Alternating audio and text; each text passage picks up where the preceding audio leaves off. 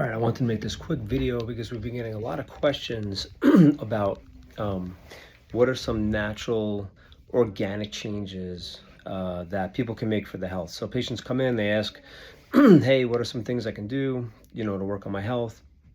What are some natural ways? What are some organic ways? We know you guys focused on more of a holistic approach. And the answer I wanted to give to that is maybe something you've heard of. If you've been to the Vital Shift workshop or even the stress and inflammation workshop, we definitely talk about it there. But it's a perspective that you're not going to get anywhere else.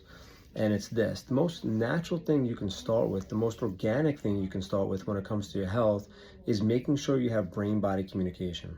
Okay, so all the information, the intelligence, and the power to run and heal your body, for your heart to beat, your lungs to breathe, for digestion to take place, so you can heal from cuts and fight infections, for your immune system to work properly.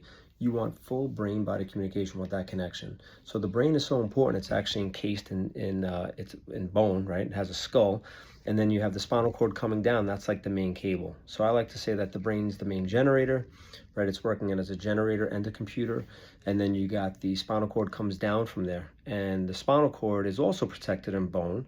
These bones are stacked up on top of each other, and also they have those discs in between for shock absorption. Okay, and then out from the side of the spinal cord comes the nerves. Okay, and these bones are movable, so they can shift and get stuck. That's subluxation. Okay, and what that does, you think about it like this: like, what percentage would you want your brain connecting to your body and your organs? What percentage would you want your brain communicating? So what percentage would you want that power and information flowing down through the spinal cord, out the nerves, to every cell, tissue, and organ? We want 100%. So if we cut the nerve completely to the heart, the person's done. They're gone, right? But what if we scale that back and we put some pressure, and now there's less flow, there's less connection? Would that be good or bad? That's bad. So when the bones in your spine shift out of alignment and get stuck, they can put pressure. Do you always feel it? No. Most of the time you can't feel it, and that's the tricky part. And we have objective ways to test for this with digital x-ray. We do thermal scans on babies and toddlers, but we stand you up against gravity, and we can see structurally if your spine is straight from front to back, from the side if you have curves, but then we do that motion study on you. So I would say, to start with, one of the most natural organic things you can do is make sure you have brain-body communication. How long would you want 100% connection? Well, forever. I never want to go more than a week without making sure that connection is not happening. Now, that's a nice, simple explanation.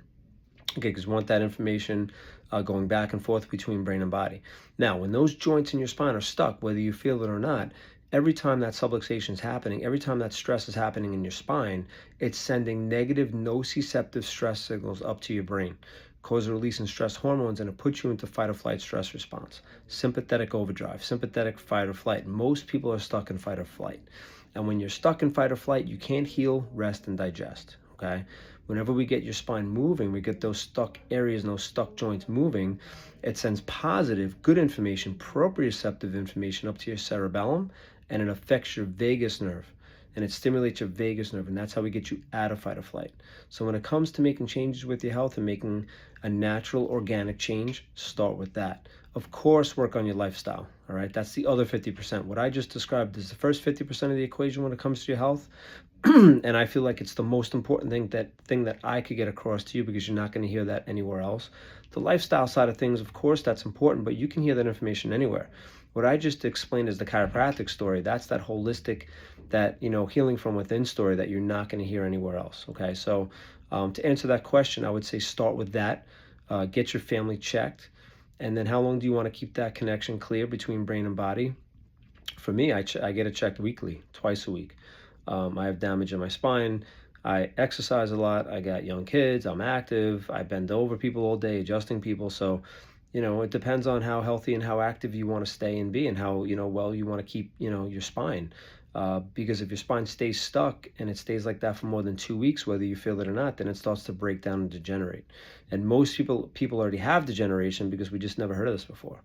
All right, so that's the answer to that question that I would start with. Come to the Vital Shift workshop. Come to the stress and inflammation workshop, because in the stress and inflammation workshop, I also go over lifestyle. All right, we have a whole lifestyle side of the practice. All right, I hope that makes sense, and I'll see you soon.